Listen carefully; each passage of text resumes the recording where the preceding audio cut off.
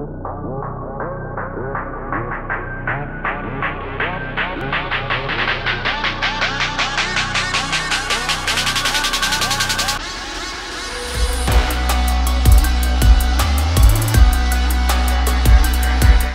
mi nombre es Paloma Orlandini Castro, yo vengo de la Universidad Nacional de San Martín y Obscena fue mi tesis de grado en Buenos Aires.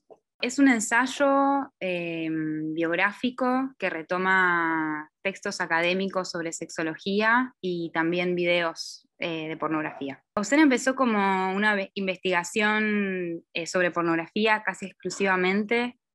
A mí me interesaba mucho trabajar con el cruce sobre lo que te excita pero también te asusta en simultáneo y con la forma en que esos archivos dialogan con la experiencia propia de cada uno.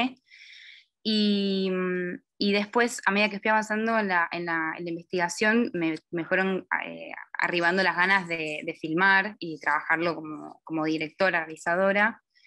Y ahí asumía un poco que la presencia de un montón de sexólogos y familiares médicos tenía mucho que ver con mi interés en la pornografía, y que la sexología era una ciencia que podía dialogar también como archivo con la pornografía.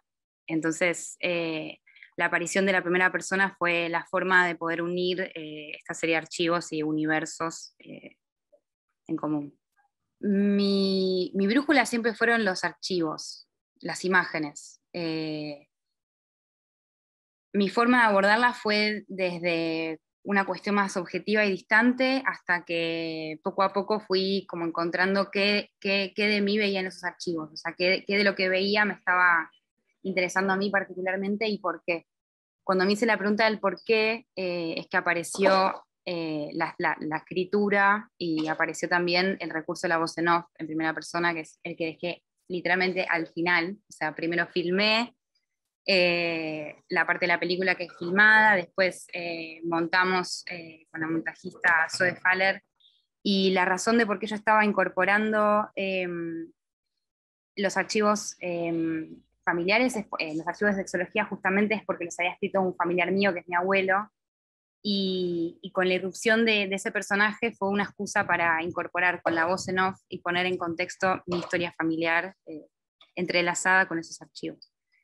Mi interés por la pornografía empezó primero como género cinematográfico, y después fui encontrando que a través de mi trazo y la posibilidad de dibujar sobre ellas, sobre los dibujos, o sea, sobre el archivo, dibujar dibujos pornográficos, también encontré mi voz en ese trazo.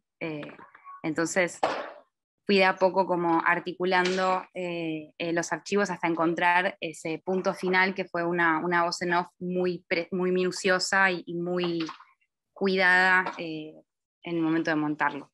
Yo tuve el origen de este proyecto, había sido un origen con una codirección, y a lo largo del proceso yo fui asumiendo que mi relación con la pornografía tenía un bagaje mucho más íntimo que le pasaba a la otra directora.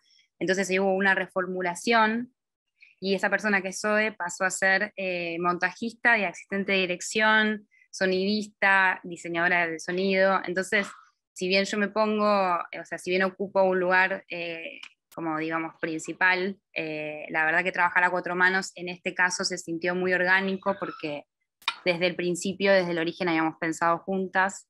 Y creo que en la diferencia de miradas, y justamente entre la distancia que ella tenía con respecto al material y la cercanía que yo tenía, hubo un encuentro que para mí fue muy rico, evitó que me ensimismara y me perdiese en mis obsesiones, pero también me dio el tiempo para, justamente al dividir roles, mientras ella montaba y encontraba el ritmo, que eso es un hallazgo totalmente propio, y que habla de su talento, yo fui encontrando la palabra justa, digamos, en el momento justo de la imagen. Entonces, lo que le terminé entregando fue un guión de montaje muy preciso, así que no la dejé, digamos, a su suerte para que hiciera lo que pudiera, sino que fue como un diálogo mediado por la sala de montaje, ¿no?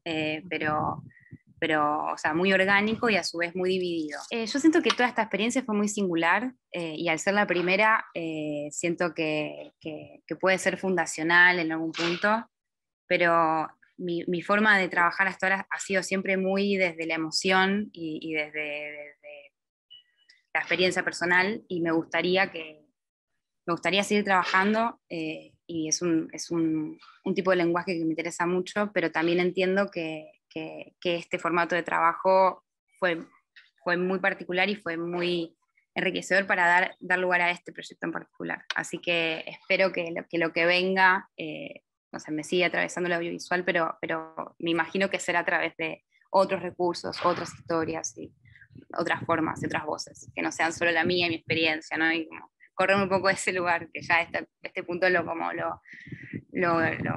me expandí toda, o sea, no puedo haber mostrado más de mí en esto que lo que ya hice. Mi escuela forma parte de un instituto de artes en una universidad del conurbano bonaerense, no está en Buenos Aires, sino que está en la provincia de Buenos Aires.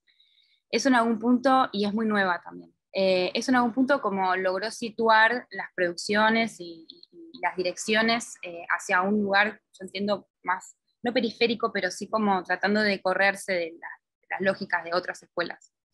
En mi instituto, además de darse cine, y sobre todo cine documental, o sea, hay herramientas de ficción, pero sobre todo es una carrera de cine documental.